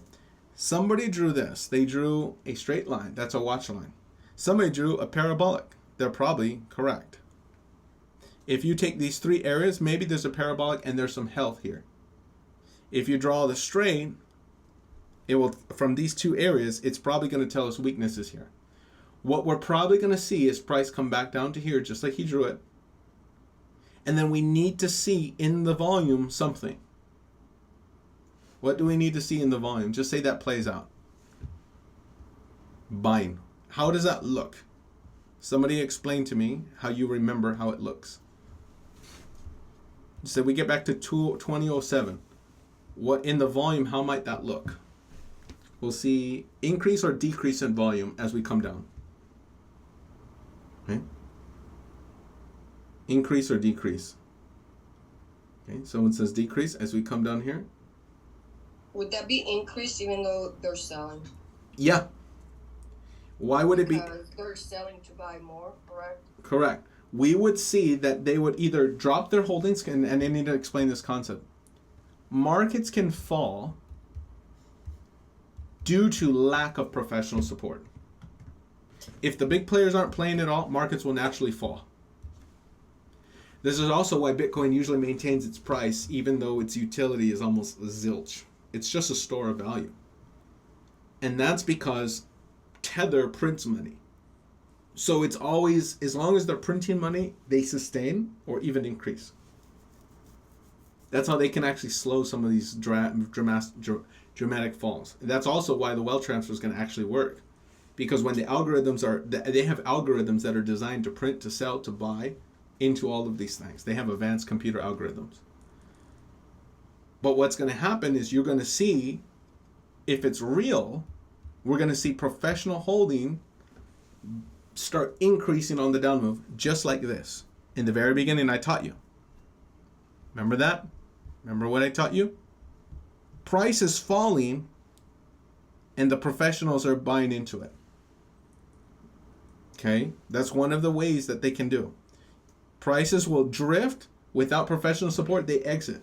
When there's a big enough panic or a big enough sell-off, or sometimes they'll even sell their own just to start the fire, right? And then they buy it back up. But by and far, it's the retail market exiting. By and far. So in general, Jay, when price falls and volume is increasing, professional buying is coming in. Generally, yes. General. And if you're taking notes, that's generally what happens. So in this example, if we see prices coming back down here and we see an increase in volume, I'm going to know, hey, we're probably going to crack the watch line. We're probably going to crack the watch line, come into health. All right, that's enough for Pendle.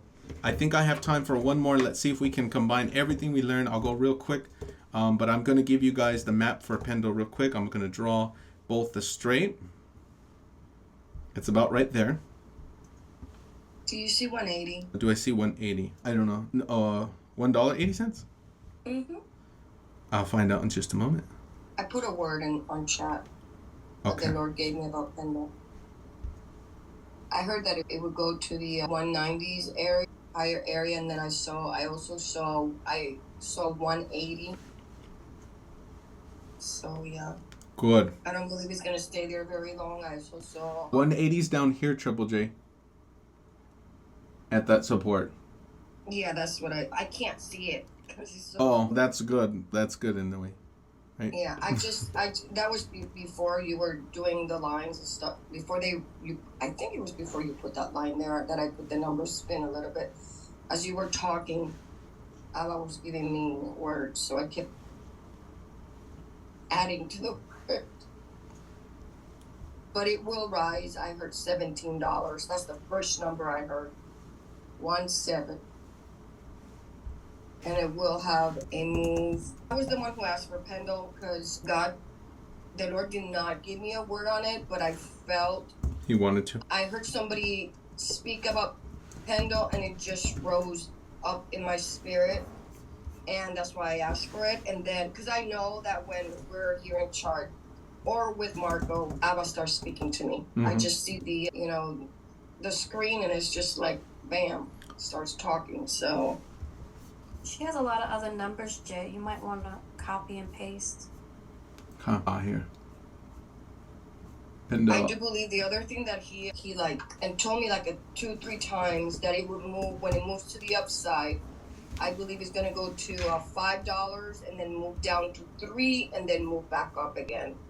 But that's after when it goes down, I believe, because he said 180 twice to me. So yeah, I believe that it'll even if it touches it. And if it smells 180, I believe it's gonna hit 180. Okay. Remember, guys, when you use your gift, in service to others, a lot of times your gift will activate. So a lot of people are like, I have spiritual gifts I don't know. Serve others, love others, and watch how many times your gift will activate. Whether it's prophetic gifts or intercessor, praying, healing. When you go and you do, that's when you often find.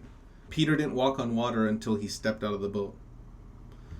Sometimes you have to actually put your foot out there to do it. Other disciples didn't walk on water at all, but they also didn't attempt to serve or to use or exercise their gift. Some people say, well, I don't speak in tongues, but I've been praying for years for the Lord to speak in tongues. Tongues is participatory. You have to actually put sound and open your mouth. And then the Holy Spirit will help guide, or the spirit man inside of you, I should say, will work in sync with the Holy Spirit's. The Bible says your spirit makes groaning to the Lord. It makes that groaning and utters words that you don't even know what you're saying. It gives you an utterance. The Spirit makes intercession for you. And I'll show you real quick, and then we'll get back to the chart. I want to give this to you. It's found in Romans chapter 8, verse 26. Likewise, the Spirit helps us in our weakness, for we do not know what to pray for as we ought. But the Spirit himself intercedes with us, or for us, with groanings too deep for words. When we're speaking in tongues, that's the Holy Spirit working with us, but you have to put the words out. The Holy Spirit will not force you to be like a robot and possess you like that. It rarely happens. I've never seen it like that. I know the devil does like that. But the Lord is like, some people say he's a gentleman. I tend to agree in that sense. And so there's always a participatory element. And when you guys are using your spiritual gifts in the service of others, using them, exercising them, a lot of times that's when your gift will activate. Amen. Can I say something else? Yeah. I just want to say, and I'm saying it because I was telling me to say it. There's going to be certain coins that will be life-changing, and I'm just going to speak them out because he's telling me to. Obviously, one is XRP, XDC, Brett, Endo, Aerodrome. What is it? Aerodrome. That's the one that we did earlier. Drum? Yeah, Aerodrome. Oh, Aerodrome. So these coins will be life-changing for many. This is not financial advice. I'm just saying what he's saying. Wonderful. Okay. Let's finish up with this crypto. I would love to be able to give you a few more examples while your mind is still in that mode of volume. I'm not going to put too much weight on the parabolic. I don't know if you guys can see it. I do have a verification on Wix side at the core here. This is just one verification, but I faded it out because I don't really believe I see the types of structures that weren't. This one maybe a little bit. Yeah, I guess so. Yeah, I have a little bit of verification. I generally like to see like strong like that. And I only have really one of them here. With these type, generally price doesn't have to come back down to sword cut, but it's nice if we do go to sword cut. You can watch for the next weakness approximately right here. So I'm just going to draw that picture for you. I want the health above here. Health closer to this area. and health currently right now. There's a weakness we can see that will have appeared, and I'm going to show you it. Approximately right there. And this is going to make currently today a little bit of a delay territory type of deal. All right. Any other questions, Pendle? Before I move on to, we got time for only one more, and then I'll put the rest for later this week. Perhaps we'll do it on Saturday, or tiger analysis, or after the end of the seminar. Yep. In the bigger picture, do you see Pendle coming back down to that low, I guess it's a flat at the bottom? We here? Yeah. No, not at the moment. No. But do you think overall that it will at some point in time? No. Okay. No. If anything, we're gonna hit some other supports before then. I'm not saying it cannot, but I don't have it. Maybe that in the 70s? this is 75, 72? no. This is all the can't way see down it. at 0.3 cents down here. Oh. The big boys bought it for 3 cents and closer to those areas, and sold it for $7. Here it went. Here's $7. So What's the bottom of the Phantom? the Phantom here right now is closer to 11 cents. It's very low.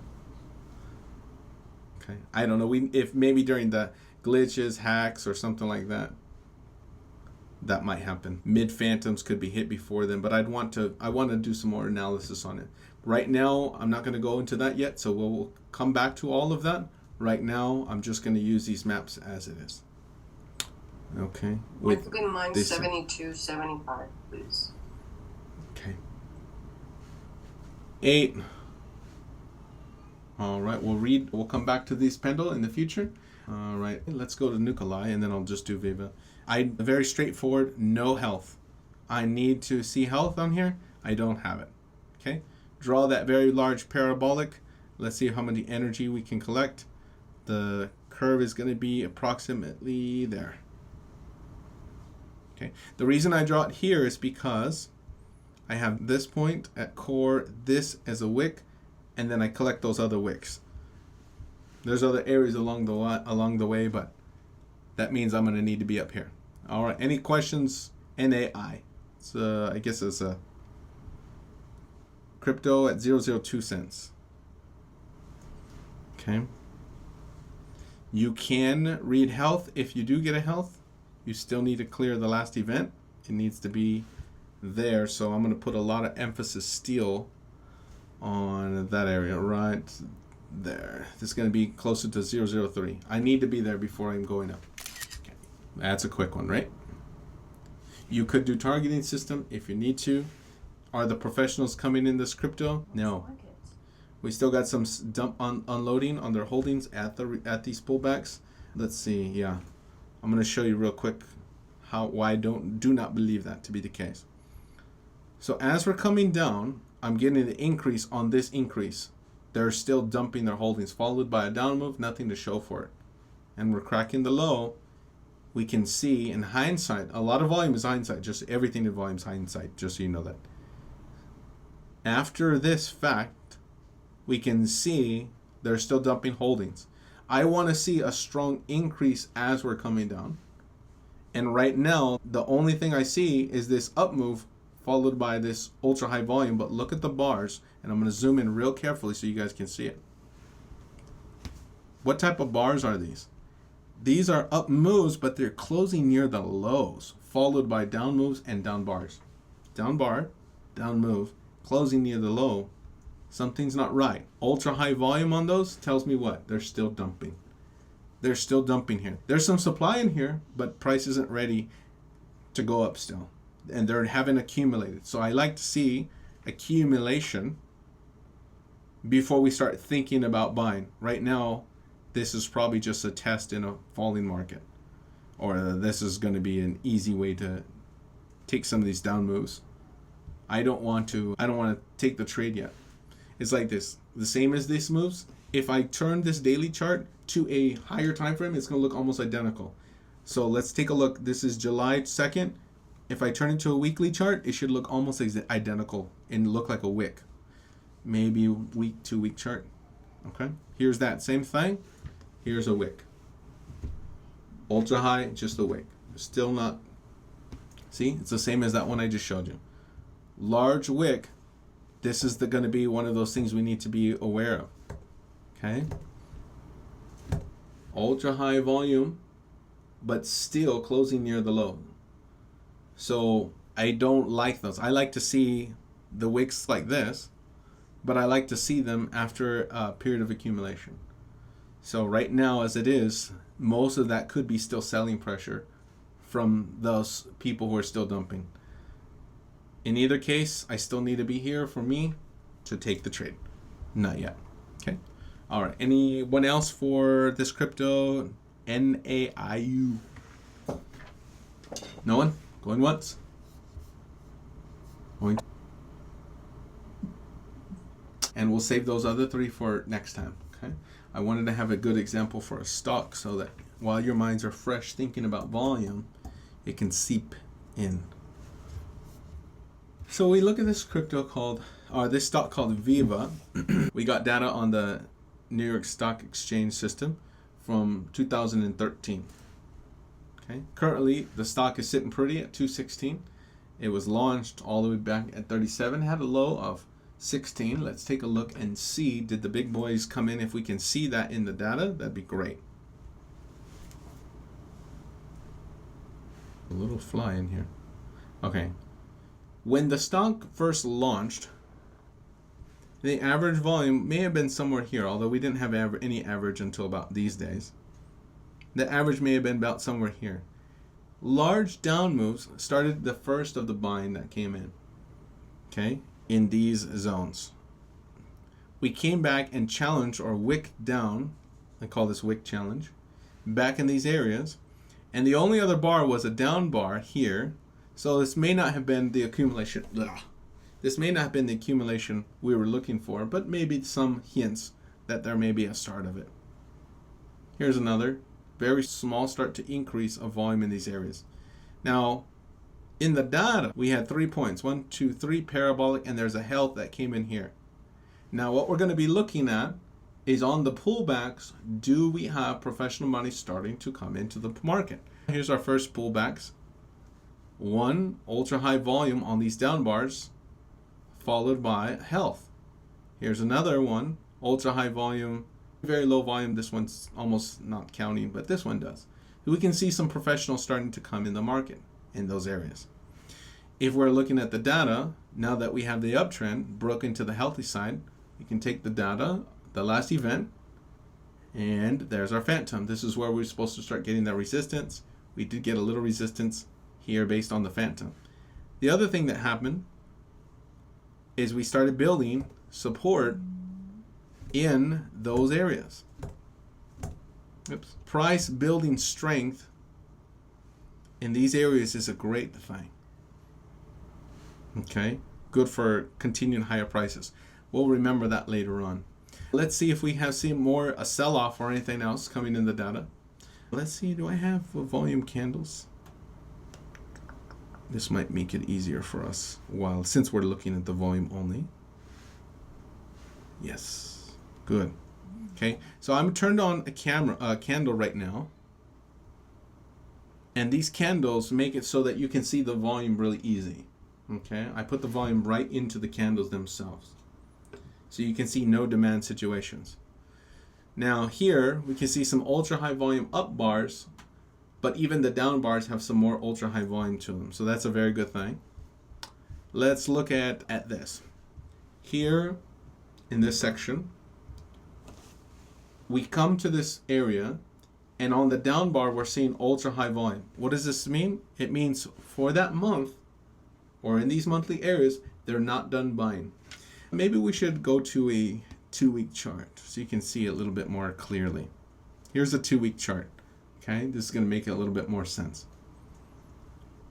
Here may be the chance where we see this up bar followed by a down bar. That price is not ready to rise. There's too much supply in these areas. But as we come back down to these areas, 1, 2, 3, we're seeing heavy market. And then we come back down to these final areas and still a lot of buying that's happened. Now, normally they like to drain the supply for no demand situation. Once the supply is done, they usually raise up to those prices. If there's still too much volume, look for those areas in the future. If they ever marked it up without waiting, and there wasn't a no demand, because no demand doesn't always happen, what you can do is where those areas where there should have been no demand and there's a lot of supplies, see if you can draw the range, or see if you can draw the thundercut in those areas, because they're going to point to a lot of support and resistance. Let me show you what I mean. Okay. So if I were to see that they're buying here and we never had a no demand situation, maybe we did, maybe on that one. But if we didn't by and far have a no demand situation, we can use the area of this range in the future to help us identify support or resistance. Does that make sense? Okay. If they took off without it and they just marked it up really quickly and they buy to get it past these areas and they're not waiting for a no demand situation, then look in those areas in the future, because they're going to be often telling. It's a way to find supports without finding it. This is an in-depth look at volume, by the way, today's seminar. All right. Did you guys like that? Nice, right? Okay. Now, let's see. Was there a sell-off for VEEVA? What do you guys think? Your turn. This was the high. We are currently low, or not really low, but we're about right here. Of that high, did the professional money get out? Let's see. What do you guys think? Who thinks yes? Who thinks no? What does it look like? How about this? What does it look like when the professionals get out of the markets? By and far, generally, the big ones. Anybody? This is a 2-week chart. Each one of these is 2 weeks. Does anybody think that the professionals exited the market in that section? We hit a real big high. Round structure, baby. But did they get out? Yes or no? What do you guys see in the data? Anybody want to guess? 10 more seconds. Wow, low participation, huh? No? I got one no. Did the banks, financial institutions, hedge funds, are they still playing the game, or did they all exit? I got one no, they did not exit. I'm guessing because I'm not very good at this volume. Yep, comes with time. Took me a long time just to understand some of the basic concepts. The answer is no. They did not exit. We didn't see their activities of massive holding. Now, there's no supply at these areas. As we come, there's very low supply at the top, which means there's no one willing to sell to yet. So maybe the market needs to cool off or build up some more momentum, or no support. They need to build up some kind of energy. But it also tells us that if they wanted to, they can buy into their own holdings, buy some more holdings, and push it through if they want to. And that happens quite a bit, especially in the stock market. In areas where there's heavy congestion, sometimes you'll see prices come down and mark right through. They'll shoot right through. I used to teach that a lot in the first year that I taught this, or the second year, I should say. So they know that there's not really any scary things up there in the sky. They know that. But they also didn't exit their holdings. They just need to play the game, the long game. But they didn't exit. Okay? So it's very likely that if they ever drove it back up here, it could be that we might find that's where they're probably going to start to exit, unless they can create a big enough structure or momentum to bring us back in. Okay, so that's VEEVA on volume. Okay, so we're not so scared of price just falling from the roof right now for this stock. We do, however, need to keep in mind that it is a large structure and there's an energy center that's here. So we need to keep that in mind somewhere. Okay. Now, is there evidence that we're starting to slow down? Maybe. Let's draw it on the map. Let's draw some trend lines now. Let's do a parabolic analysis. Maybe let's start there. Okay, according to this, there should be some supports in these areas. They're starting to be. That's good. Let's take a look at the foundational key angle from maybe here to here. We got a lot of room on that side. Let's take a look at what's happening now. Do we have any trend lines we can draw right now, guys? And any verifications for them? Any trend lines in this section that we can draw? I'm going to turn back on my regular candles. Anybody want to draw some lines on my chart to help our group out for this one? This is our last stock for today. Good job. Who drew that one? Is that Pat? There's one more I want you to draw, Pat. Ah. No, that's not the one I'm looking for. Let's see. We drew this one here. That was good. That's okay. You can use that to see some health. Sword cut. He drew this angle here. You're getting warmer. There's one that's really easy. You guys are going to hit yourself in the head. You're going to face palm after I draw it for you. So I don't want to draw it for you right now. Anybody think they got it? Okay. The answer is this one. Anybody draw that one? How many verification points you got? Wick, core, wick, core, wick. Come on, guys. It's an easy one. It's pretty easy. Here we go. Is there a phantom for that one? Yep, approximately. These two. Let's see. If price breaks above this area, that would be the next sign that there might be a health returning to this. If price comes back to this area, it may bounce. If price goes below that area, that would be the first sign that there's another weakness. Price is not ready to rise at the moment. See, normally we can take this area. Let's see if I can collect that area. This would be a type of weakness, but it's not enough to bring prices down. Price is still gaining strength. So therefore, we're going to be looking for another sign of health. And right now, it's probably going to be that large trend line there and the health that is above on the phantom side. So I'll be looking for that one. If I had any large waves down, like a strong wave, I would connect those two. But right now, this looks just like congestion. It's all grouped up in the same area. Okay. You could stretch this to the wick side a little bit lower and raise that up to the wick side as well.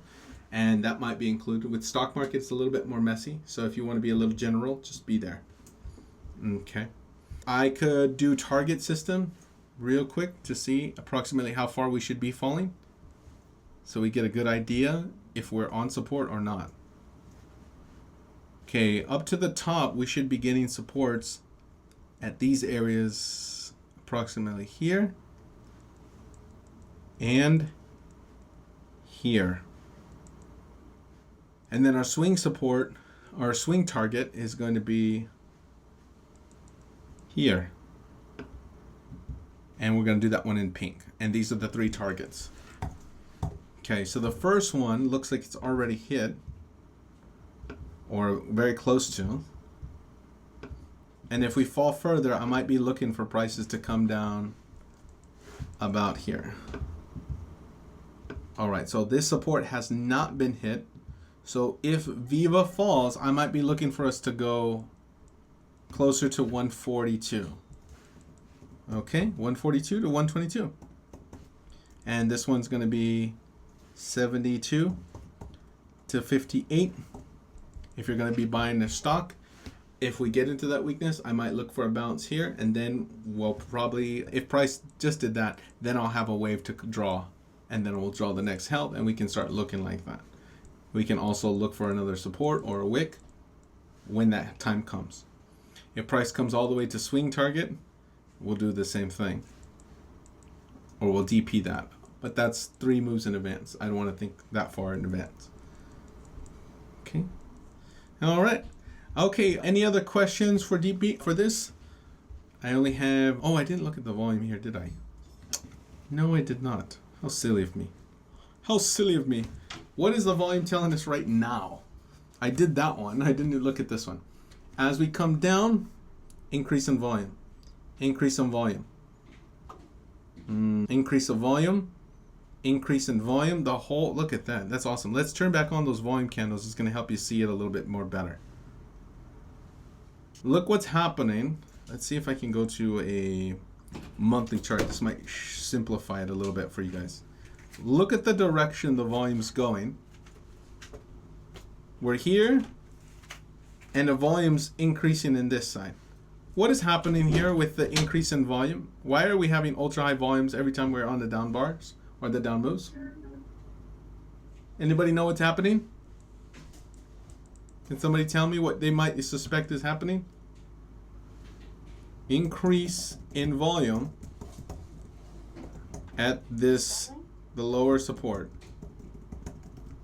As we get to the bottom, we get an increase, but the next move is an up bar and an up move. Increase in volume on the downside, increase in volume on the downside, followed by an up bars or up moves. Increase in volume on the down move, increase up bar, followed by up move. Increase, increase, increase on the downside. Is it selling? It's on the down move. Professional money, professional buying has to happen where? On the down. And on the, and or on the down bars. This is a down. I'm trying to go back to the So- scenario. Mm-hmm. So when price is coming down and volume is going up, Mm-hmm. it's buying. Yeah, generally. So we have price coming down, followed by an increase in volume at the bottom. If you're a big holder, my friends, you're a big holder, right? You're a billionaire, you're rolling in the dough, and you want to build a house, and you want to buy some lumber. Do you want to pay $1,000 for a load of lumber, or do you want to pay 10 cents per a load of lumber? For cutting cost, you're a house developer, you're building 10,000 homes, you don't want to be paying $1,000 per load. You want to try to pay as cheap as possible as you can, right? So you want to be buying as price gets low. You want to buy low, sell high, right? The down move is happening, they're gobbling up at those prices. They said, ooh, that's a good price. Then they come back down to those prices. Ooh, that's a good price. We can see them gobbling up. Gobble. What does that mean? In the volume, they are drinking those prices. They're like, yes, I want to pay $155. Sometimes when they buy too much, it shows up in the candles. But it's almost always a dead giveaway when you see the ultra high volume followed by the up bar, not ultra high volume followed by more down bars. And look at where the closes are. Are these closes on the low and near the middle? Yes, they are. Look at, this is a monthly chart. Each one of these is 1 month. We come down, we come right back to the middle. Come down close to the middle.